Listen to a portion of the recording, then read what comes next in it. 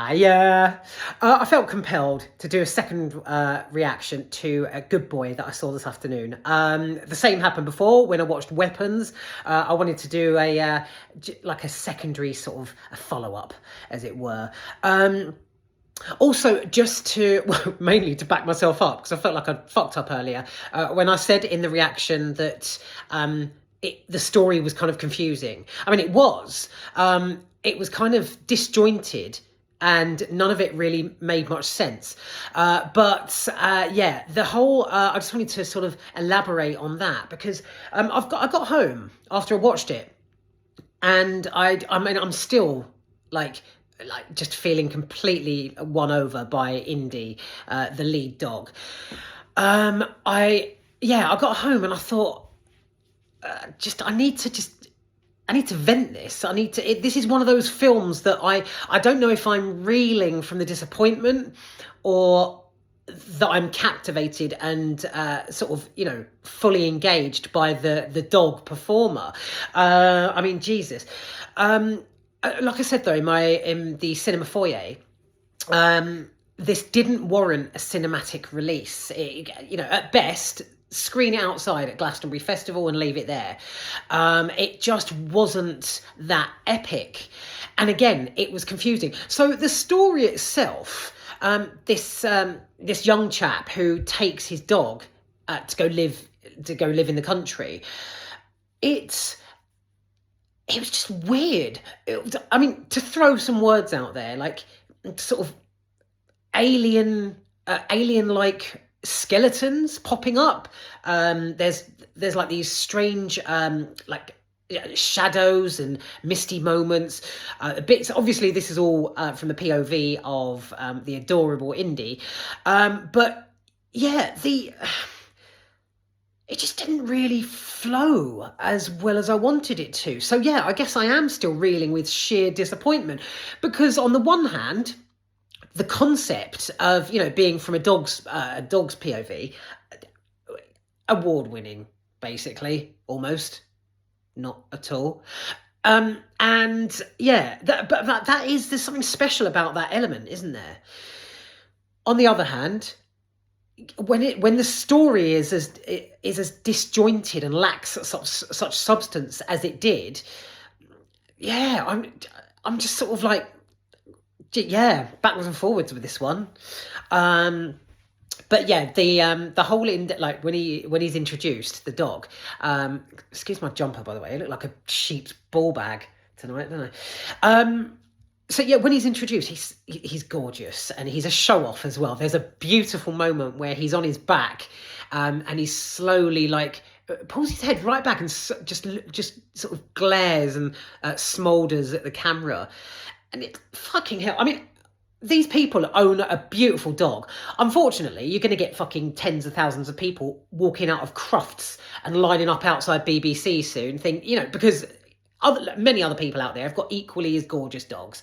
Why does this one, warrant its own cinematic movie? So yeah.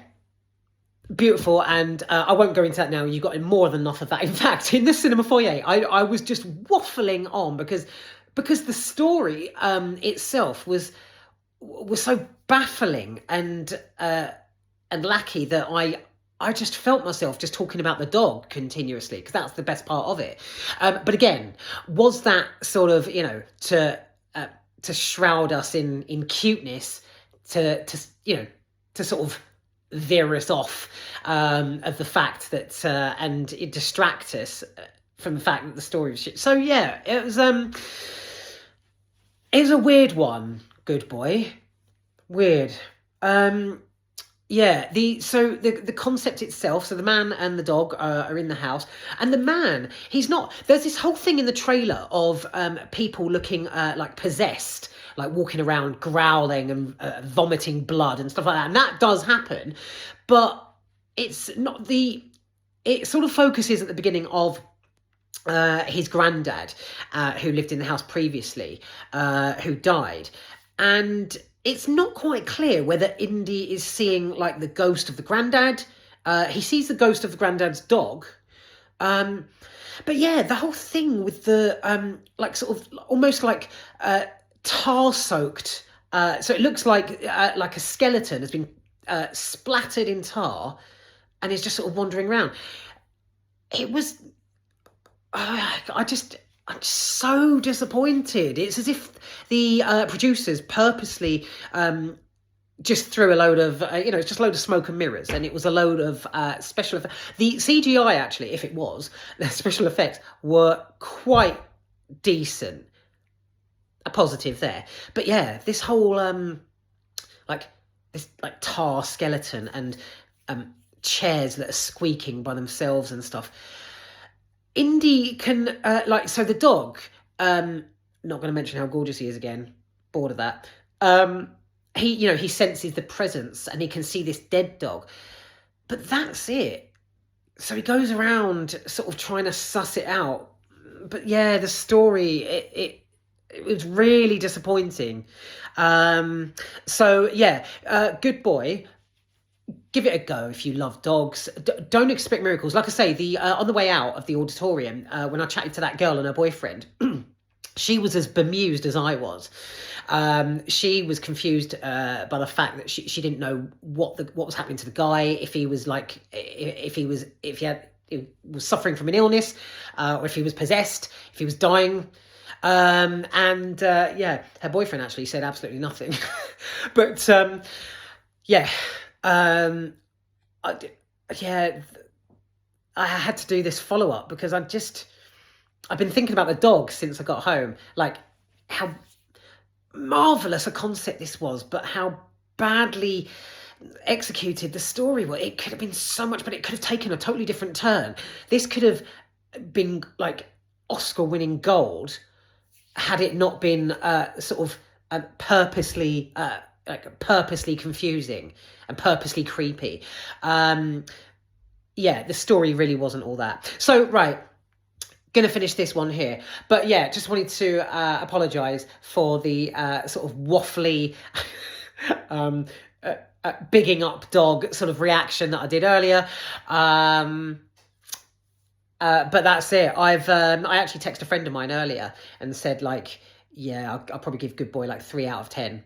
And he put like a little surprise face emoji on it, because I was really geared up for Good Boy, and the poster as well, the publicity, the sort of creepy hatless shadow hands like reaching out, and the dog shuffling back. It was all there. It was all there, but yeah, the way, like, all of a sudden there's someone downstairs in the basement whistling. So Indy goes down and has a look. And then there's a creaking chair. Then he goes and stands and staring at this chair. And then, there's this weird skeleton in a corner. Who's the skeleton? Who is that? The story does take a twist towards the end. I don't know if I should give this away. No, okay. Because it would ruin it, I think. Fuck it. Skip forward if you don't want this spoiler, because it's coming up now. So there's a bit where the young chap, he by the way, I said in my foyer reaction, you never find out his name. I think you do. Okay, his sister calls him at the beginning. So, and there you are. So he's laying on his bed and he gets up and then he cradles the dog, and then they walk off, and then suddenly he turns around and he's looking down, like an out of body experience. He's looking down at his torso on his bed. Torso at his body. So towards the end, I had kind of given up by that point, being as interested in this story. But yeah, there's that whole supernatural bit of him potentially dying and then looking down at himself. Did he actually die? Okay, yeah, I'm not giving that away, but there is a really sad bit right before the closing credits, where the sister turns up, and Indy is just sort of he's howling, and it's really mournful stuff. I'm just been, you can tell I've been sort of sort of affected affected by this film purely for the dog. Like he's gorgeous, and the concept is all there, but the story's not.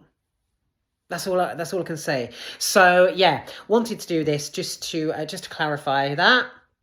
Yeah, apologies if it was a bit waffly earlier. The closing credits. He's got his like head out the window in the dog, and it's just like a car driving down a very long street, and he's got his head out the window and his ears are flapping, and it's so cute. Oh my god. So yeah, I the whole thing with a pair of glowing eyes in a dark tunnel, squeaky chairs, and tar-soaked skeletons. Just, yeah, no. And again, like I mentioned earlier, this is clearly knocked up by a bunch of over-enthusiastic university graduates who, have got a beautiful dog, and they just wanted to showcase him, and it worked, but it also fell flat on its ass. Well, that's it. So yeah, I don't think I've been this affected by a dog since Benji the Hunted. I don't know if any of you out there remember Benji the Hunted, like the little pupkin who gets lost in the like a rainforest or something. It's years old. It's a Disney film. If you can find Benji the Hunted, have a look, because he's a cute little thing as well, but not as cute as this like gorgeous little gingerbread dog with the white streaked nose. Okay, that's it. So I'm going to head back to the cinema tomorrow and probably watch. Should I do Trot? No. Okay, I'm going to do I Swear about the chap with Tourette's. I think that'll be brilliant. It looks amazing. So yeah.